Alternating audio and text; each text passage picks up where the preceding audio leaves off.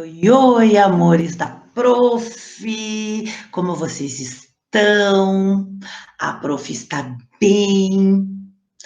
E vou falar, está bem difícil dar aula desta forma. A Prof precisa sempre saber da opinião de vocês, se vocês estão entendendo, mas vamos com calma que logo, logo estaremos de volta na sala, certo? Hoje nós vamos começar com a correção de português e vamos continuar com o conteúdo. Muito bem, falando sobre a correção. A correção, a prof pediu para vocês fazerem as tirinhas, certo? Do dinossauro, que era para vocês fazerem um final diferente para essa atividade. Essa, a prof vai ter que fazer a correção em sala, porque eu preciso ver a tirinha de cada um. Então, guardem, porque nós vamos corrigir quando nós voltarmos. Vão guardando tudo na pasta, gente. Vão organizando tudo na pasta de vocês, que quando vocês voltarem, a prof vai ter que levar tudo para minha casa e, ó, corrigir, certo? Então, vamos lá. Vamos continuar com o nosso conteúdo, certo? Então, a prof vai colocar a apostila aqui, para a gente poder continuar.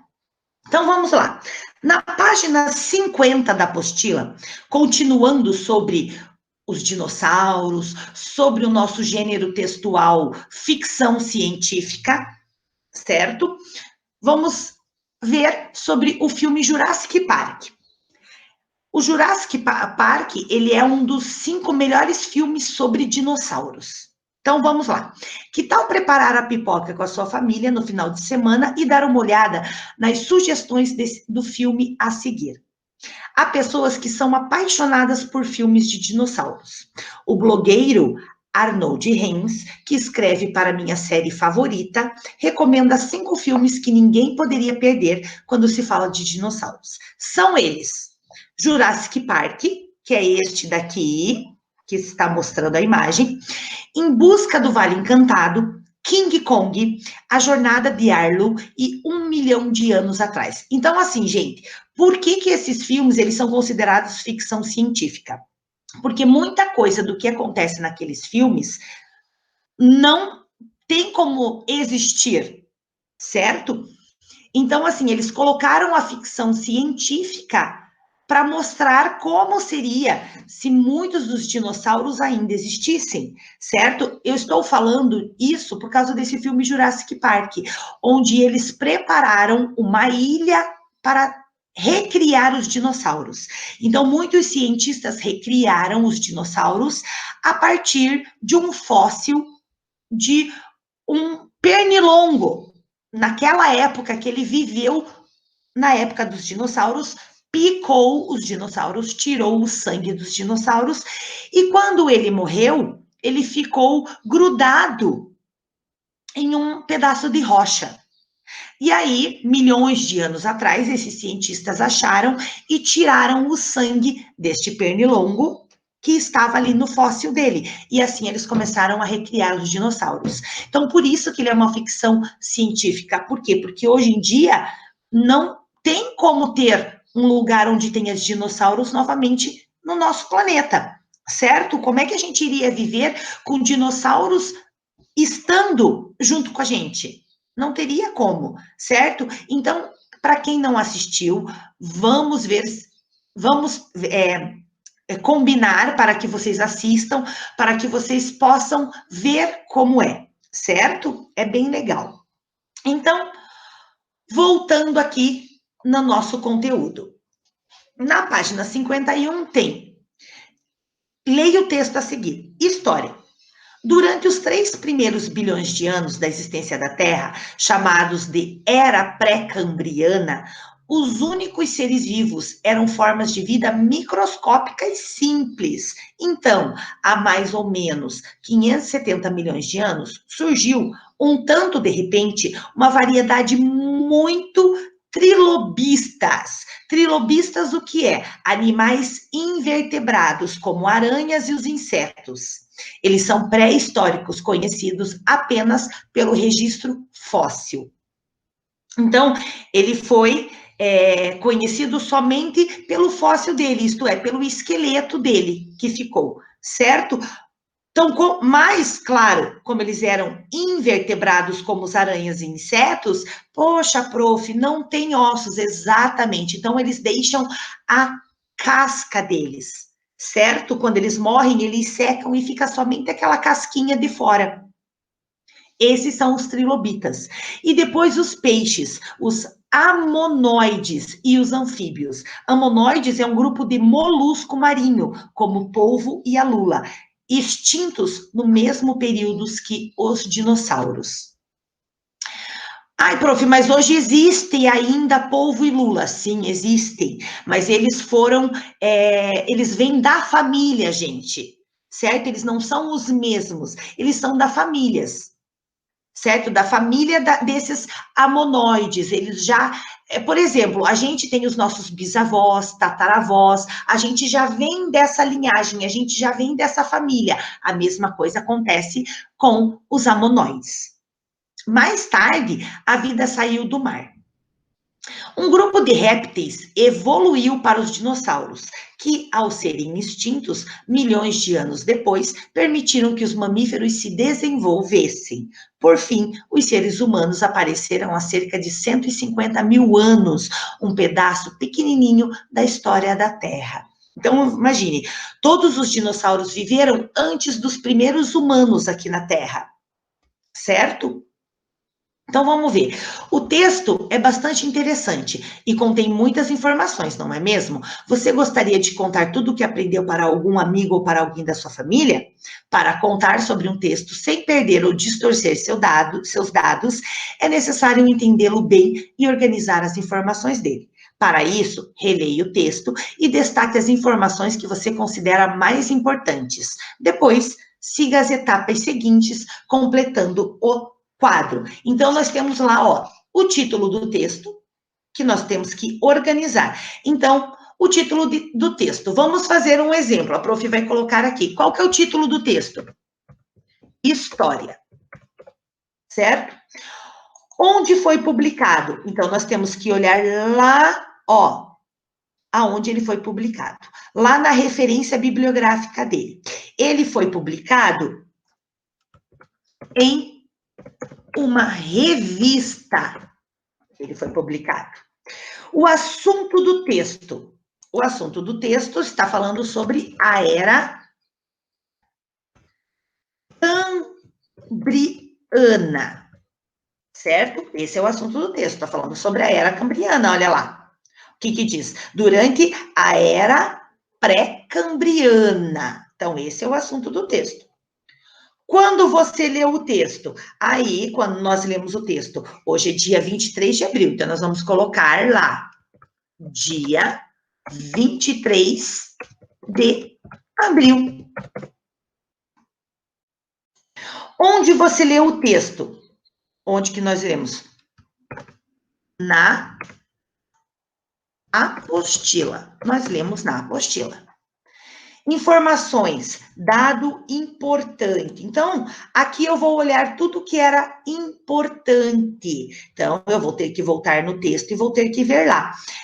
O quê? Está falando sobre o quê? Sobre o fim dos dinossauros. Certo? Outra informação importante. O início da era dos seres humanos. Esse é outro dado que eu acho importante. Outro dado importante. A relação dos animais que só eram vistos por microscópio,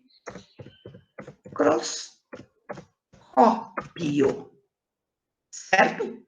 Opa, saiu um errado ali. Microscópio. cópio, que tem acento, certo? Esse é outro dado importante. Então, eu posso completar essa atividade assim, certo? Para daí eu poder criar uma história bem certinha para contar para os pais, para contar para os avós, certo? Então, eu tenho que colocar algumas informações. Continuando. Com os dados ordenados, você pode produzir um relato completo, ordenado e conciso. Observe o exemplo. Então, olha só, com todos esses dados aqui, nós podemos realmente produzir um texto, certo? Sendo que com ordem, com coerência, como exemplo. Então, olha lá. Ontem li um livro na biblioteca que contava que há cerca de 250 milhões de anos existia apenas um continente na Terra chamado Pangeia. Uau, não sabia, que interessante. Então, claro, o menino aqui, ele obteve todas as informações, organizou para ele poder falar com certeza sobre o que ele leu, certo? Então, ó, siga as instruções e produza o seu relato. Então, vocês podem sim, certo? Fazer um texto sobre isso para poder explicar para os seus pais, ou para os avós, ou para os tios, para quem vocês quiserem, certo? Aqui, claro, é para gente como fazer um fóssil, né? Nós não temos todos os materiais, gente. Então, vamos ver se quando nós voltarmos e a gente estiver em sala de aula, a prof tem a massinha, a prof tem o biscuit, então a gente pode até fazer. Claro, eu não tenho gesso e não tenho a concha do mar, mas a gente pode até criar, né, com o biscuit, uma concha. Vamos agora. Então, este conteúdo aqui dos dinossauros, nós já acabamos, certo? Agora nós entramos no último conteúdo da nossa apostila, certo? Que é Rumo ao Futuro. Então, a gente vai ver pesquisas científicas, invenções tecnológicas, certo? Sabendo a diferença entre tabela e diagrama, certo? Então, vamos lá. Para que serve um robô? Se você acha que os robôs são apenas máquinas de metal que imitam a figura humana e acendem luzinhas, você está muito enganado. Leia o texto abaixo e descubra como eles podem ser úteis para os estudos científicos da natureza. Então, olha só. Robô pinguim. Imagine como seria estar infiltrado no meio de uma colônia de pinguins. Infiltrado é só ter pinguim e você está lá no meio deles todos e não ser um pinguim. Então, olha só, demais, não é? Pois saiba que é isso que faz um robô criado pelo ecofisiologista Yvon Lemarro, da Universidade de Estrasburgo, na França. Disfarçado de pinguim, o papel do robô é monitorar um grupo de pinguins imperadores ali está errado, gente, em Terra Adélia, uma região da Antártica. A ideia de criar o robô surgiu em 2011, quando Yvon identificou que a técnica usada pelos cientistas para monitorar os pinguins estava prejudicando esses animais. O método consiste em um anel de alumínio com números que identificam a ave. Nós detectamos que, ao longo de 10 anos, esse método leva a uma queda de 40% da reprodução deles e de 16% da sua sobrevivência, já que o anel atrapalha a locomoção do animal na água. Então, assim, eles vão lá e eles colocam um anel nos pinguins, certo? E esse anel, ele atrapalha para o animal poder nadar. E o pinguim precisa nadar. Ele pega os seus peixes, a sua alimentação, quando ele nada, certo? Então, por isso que diminui a sobrevivência dele. Alguns morrem, alguns não conseguem se alimentar, alguns não conseguem nadar, certo? E alguns não conseguem se reproduzir, certo? Por quê? Porque precisam do movimento, eles precisam andar, eles precisam nadar. Eu acho uma pena tudo isso.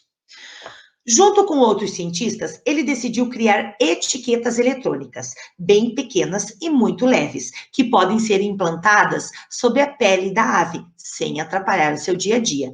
Eficientes essas etiquetas, emitem frequências captadas por um aparelho que permite que os pesquisadores identifiquem onde está cada pinguim. O dispositivo funciona bem, mas para que o aparelho localize as etiquetas eletrônicas e logo os pinguins, é preciso estar a menos de 40 centímetros do animal. Com isso, é necessário que o pesquisador fique muito perto da ave, o que a deixa estressada e faz seu coração bater bem rápido. Para resolver o problema, a equipe criou o robô pinguim, dirigido por controle remoto. Ele é capaz de se aproximar dos pinguins e detectar as etiquetas eletrônicas que estão embaixo da pele deles, permitindo que os cientistas façam o monitoramento à distância. Percebemos que, quando estão perto do robô, o coração dos pinguins bate normalmente, mostrando que não estão estressados, diz o pesquisador. Mas porque é preciso fantasiar o robô de pinguim? Yvon conta que, quando eles tentaram aproximar dos animais um robô sem roupa de pinguim, as aves saíam de perto e não era possível fazer o monitoramento. Os pinguins imperadores costumam ficar muito próximos uns dos outros, a fim de se esquentarem, e quando viram o robô camuflado, deixaram que ele se aproximasse também, e até emitirem sons. Lembra? Uma amizade e tanto, não é mesmo? Então, assim, eles perceberam que se eles continuassem deixando aquele anel nos pinguins, eles iam morrer bastante. E os pinguins poderiam sim ser extintos por causa disso. Então eles resolveram o quê? Implantar essa etiqueta eletrônica embaixo da pele do pinguim. Só que eles precisavam ficar monitorando. Então, olha que legal. Eles pararam de atrapalhar a vida dos pinguins, porque essa etiqueta ela é bem leve, então ela não atrapalha para o pinguim nadar, para o pinguim se alimentar, certo? Só que precisam ter o monitoramento bem de perto. Então, eles criaram essa roupa no robô, porque já tinham estudado que quando o robô chegava perto, os pinguins com certeza ficavam com medo e o coração, ó, acelerava muito rápido e deixavam os pinguins com medo e eles se afastavam. Então, como eles colocaram um robô fantasiado de pinguim, eles deixam o robô chegar perto. Que inteligente, né, gente? Olha quanto estudo, que estudo legal sobre isso. Então, vamos lá, olha só que legal. Aqui a colônia de pinguins e aqui o robozinho. Achei muito legal isso. Vamos ver. Para aprender com o texto, certo? Então vamos lá. Na página 57, o texto robô pinguim, certo? O que ele relata? Ele relata a trajetória profissional de um cientista, ele demonstra a aplicação da tecnologia no estudo e na preservação da natureza, ou critica a relação entre a tecnologia e a natureza? Não, né, gente? Ele demonstra o quê? A aplicação da tecnologia no estudo e na preservação da natureza. Quando eles inventaram essa etiqueta eletrônica, eles estão preservando os pinguins, então, preservando a natureza, certo? Encontre no texto as informações correspondentes às indicações a seguir. A. O cientista responsável pelo estudo. Qual que foi o cientista? Tá lá no texto. Foi o Yvon, certo? Lemarro. Foi esse o nome do cientista. Espécie animal estudadas.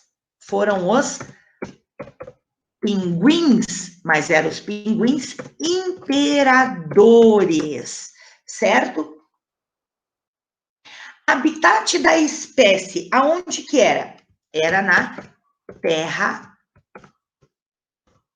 Adélia, vírgula, aonde que fica a Terra Adélia? Uma região da onde? Da Antártida. Certo? Antártica, desculpe. Uma região da Antártica. Habitat, todo mundo já sabe, a gente sempre fala sobre isso, é o nome que se dá à dona ou à região em que um ser vivo vive. Qual o objetivo do robô pinguim, gente? Monitorar um grupo de pinguins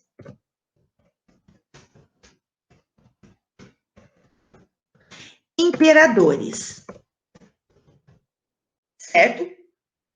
Aonde? Na Antártica. 4. O uso do robô pinguim foi a primeira ideia que os cientistas tiveram para o monitoramento das aves? Sim ou não? Não, né, gente? Eles já tentaram antes. Eles já tentaram eles mesmo irem e monitorar. E viram que não deu certo porque os pinguins se estressavam. Não. Então, vamos lá. Vamos explicar por quê. Antes da criação dos robôs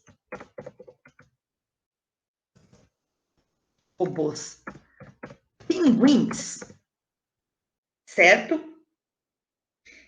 Eles colocavam anéis. Eles colocavam anéis de metal nos pinguins.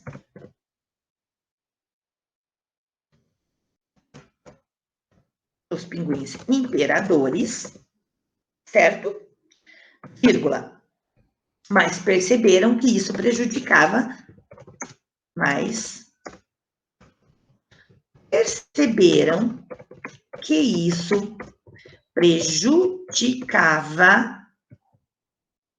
os animais, prejudicavam os animais, certo? Então, claro, eles já tentaram, certo? Só que com os metais, só que eles viram que muitos pinguins morriam. 5. Por que os pesquisadores precisam do robô para se aproximar dos pinguins? Por que será? Porque é preciso estar a menos de 40 centímetros dos pinguins.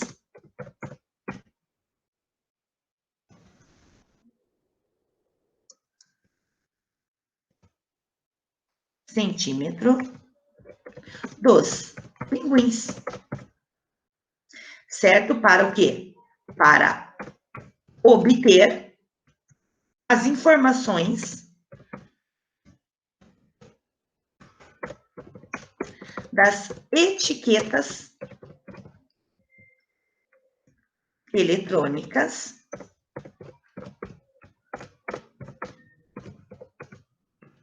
que foram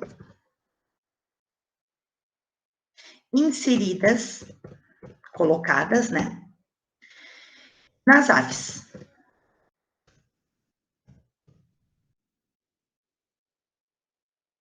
Certo? Vírgula. E quando os pesquisadores se aproximavam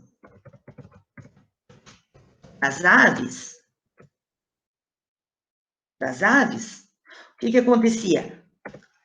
Os pinguins ficavam estressados. Certo? Por isso que foi necessário colocar um robô vestido de pinguim. 6. Na sua opinião, por que os pinguins permitiram que o robô se aproximasse? E agora é a opinião de cada um, mas eu vou colocar a minha. Por quê? Eles achavam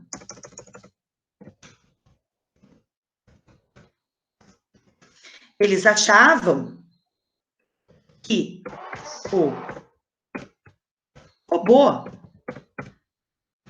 também fosse um pinguim. Certo? Certo? 7. Como você imagina o robô utilizado pelos cientistas nesse estudo? Agora vocês vão ter que desenhar, certo, gente? Então, isso vocês desenham certinho para a gente poder corrigir. Mas isso eu vou ter que ver em sala, porque eu quero ver o desenho de cada um dos robôs. Então, agora vocês vão imaginar como será que era esse robô utilizado pelos cientistas. Como que será que era um robô vestido de pinguim? Então, vocês fiquem à vontade para desenhar, pintar, certo? E aqui nós temos o quê? Um desenho. Eu já assisti esse desenho. Eu acho bem legal, certo? Que conta a história do Mano, um pequeno pinguim imperador que precisa lidar com o fato de ser um pouco diferente dos outros da sua espécie, né? Então, quem não assistiu, vale a pena assistir. E aqui eu tenho o outro livro, que é A Marcha dos Pinguins, certo? Aqui ele está contando como que os pinguins imperadores, eles vivem de verdade. Ele é um filme bem bonito, certo, gente? É um filme. Ele é um documentário, quer dizer, ele vai passando só as informações dos pinguins.